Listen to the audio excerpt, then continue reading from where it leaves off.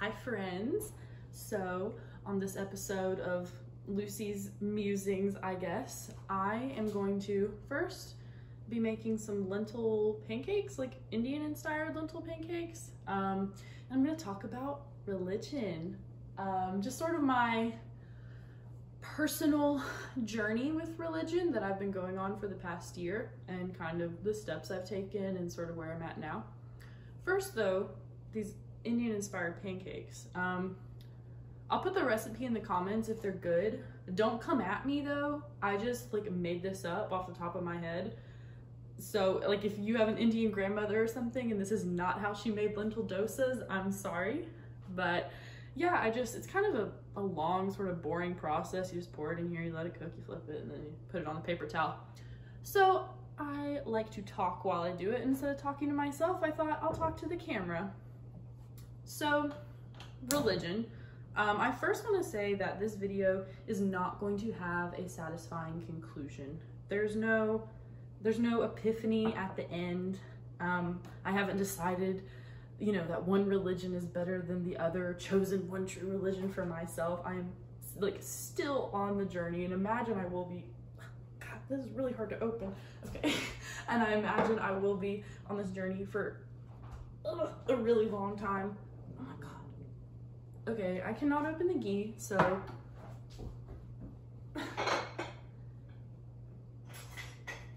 we're going to use actual butter. Okay. So, okay, we're not using actual butter. I should have planned this out. Let's use, oh, we're not really using olive oil. Okay, hold on. Like, give me 2 seconds.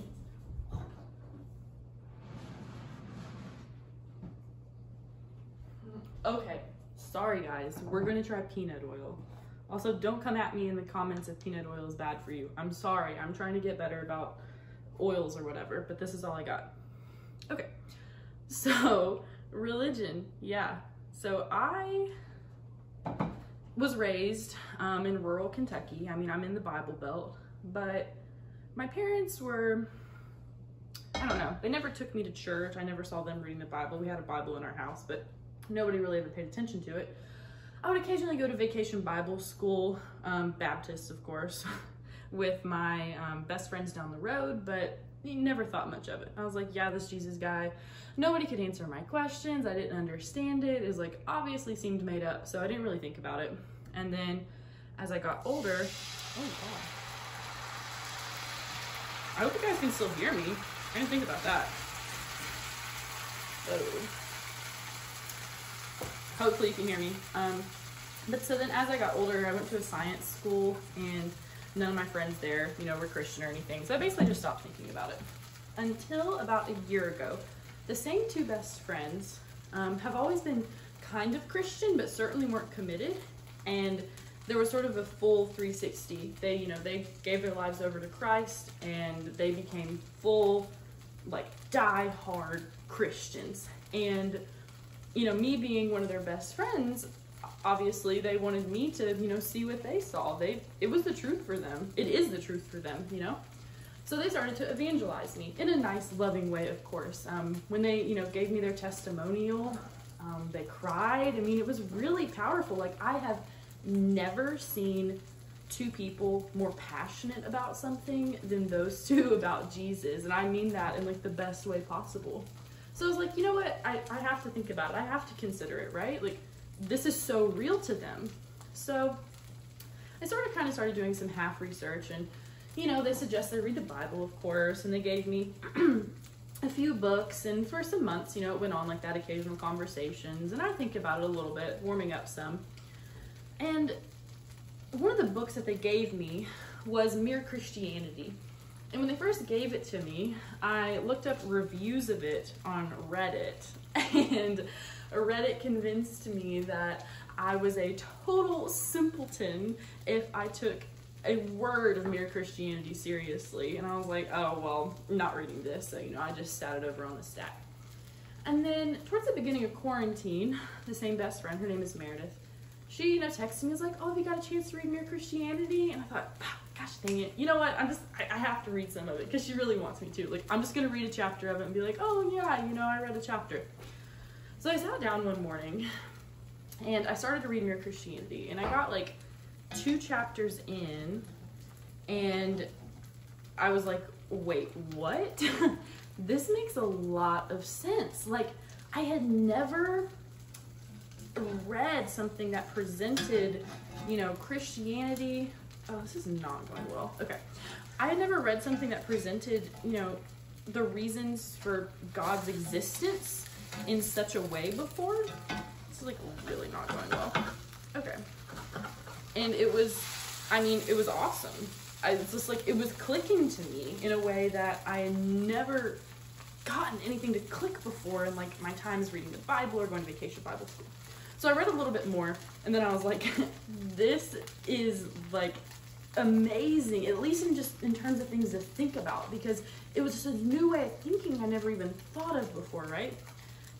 Also, I think this is a disaster, so bear with me as I try to like get this out of the skill. It's literally a disaster.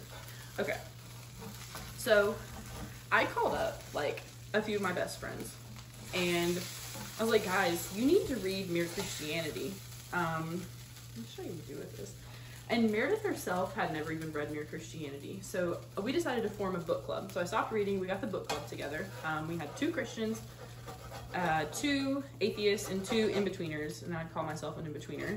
And over the period of like a month, we read Mere Christianity, and we'd meet up over Zoom and talk about it. And it was just so eye-opening and really started to open my eyes to what Christianity could be and maybe what it was, you know, at its core. Just a quick pause. That literally just stuck to the pan so bad. I don't know why. I had my oil hot. Oh God. That's why I wanted the ghee. Like, I didn't want to use oil. Should I try again? I'm gonna try one more. Okay. All right, first though, I wanted to read a quote from Mere Christianity, a couple, because I don't know, if you haven't read it, just hold on. So, one is very short, but you know, when you get saved in Christianity, it's like you give your life over to Christ, to God, you're reborn. And C.S. Lewis says, with regards to like heaven, you know, after you start to see God and start to move in that direction, it's that you're not hoping to get to heaven as a reward for your actions, but inevitably wanting to act in a certain way because a first faint gleam of heaven is already inside you. And that just really struck a chord with me as a way of viewing heaven. It's not like this reward necessarily, you know? It's inside of us. We can feel it. Like when you feel good, when you're a good person, when you connect with other people, when you're, you know, on top of a mountain by yourself and you're just, the vastness of the world just makes you so happy. Like all that goodness, like maybe that's a first faint gleam of heaven, you know, if heaven is real. So I really loved that. That really connected with me. And something else was that my argument against God was that the universe seemed so cruel and unjust. But how had I got this idea of just and unjust? A man does not call a line crooked unless he has some idea of a straight line. What was I comparing this universe with when I called it unjust? So that's sort of like C.S. Lewis's basic premise, right? Is as humans, like we know, deep down we know kind of just versus unjust, like really at the core of us.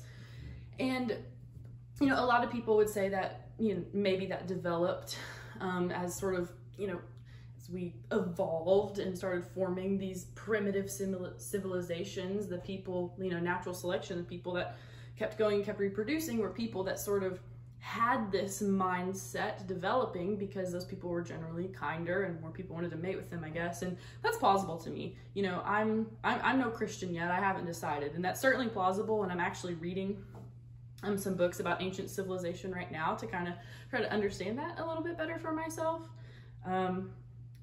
But that, it's just something we're thinking about. You know, at our core, we do kind of know what's right or wrong in different circumstances. But anyway, reading Mere Christianity was like huge for me in terms of my religious journey. And so then after I read that, this was like at the beginning of this summer, I was so gung-ho, right? I was talking to people about religion all the time. I was evangelizing people, and I'm not even a Christian, right? I was like, have you considered our like Lord and Savior, Jesus Christ? Because I think he could really help you. When I'm not, you know, I don't even necessarily believe that. And just, yeah, like anybody I would meet, I'd be like, oh yeah, are you Christian, you know? And just talking about it with people. Sorry, I know licking fingers is bad, but I do it all the time.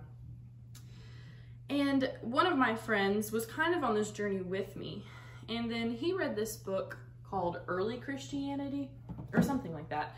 And it's sort of looking at, you know, Jesus, because a lot, it kind of all sort of, it doesn't all, but a lot of it hinges on Jesus, right? For Christianity, like, was he real? Was he who he said he was?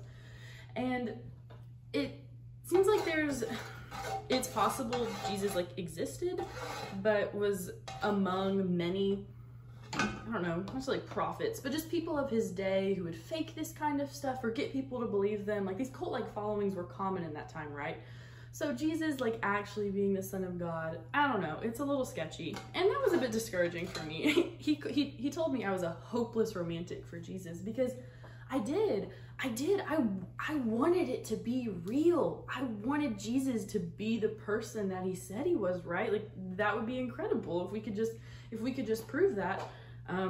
But we can't. So that was like a little bit discouraging for me. And I guess something as I've been trying to go through this is I don't want to pull the hood over my own eyes, because as I've gotten a bit closer to like the Christian community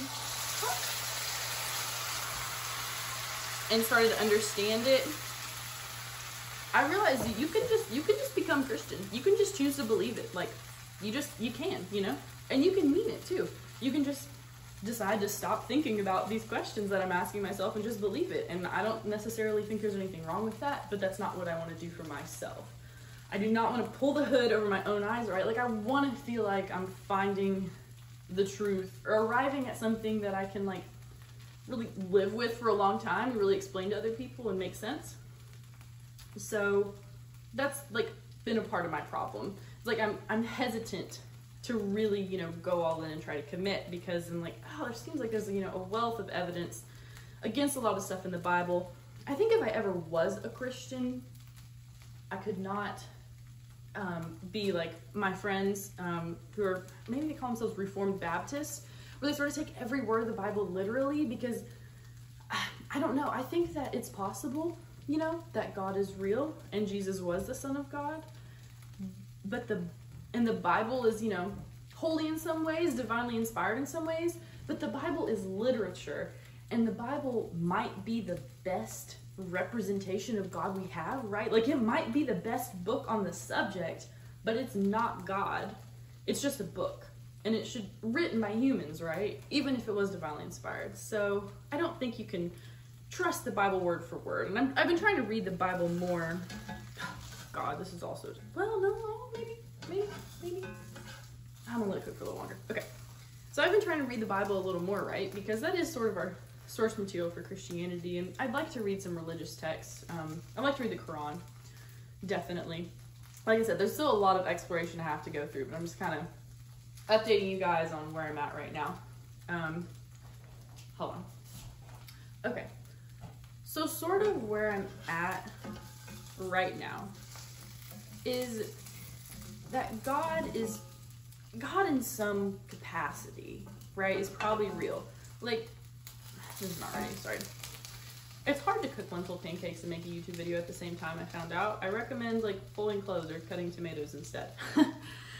Is that I think there's something greater than this, you know, physical world around me that I can connect to personally, right? Like I feel it inside myself, and as I become a better person, and I want it's like the more I do good, the like more good I want to become, like the better I want to be.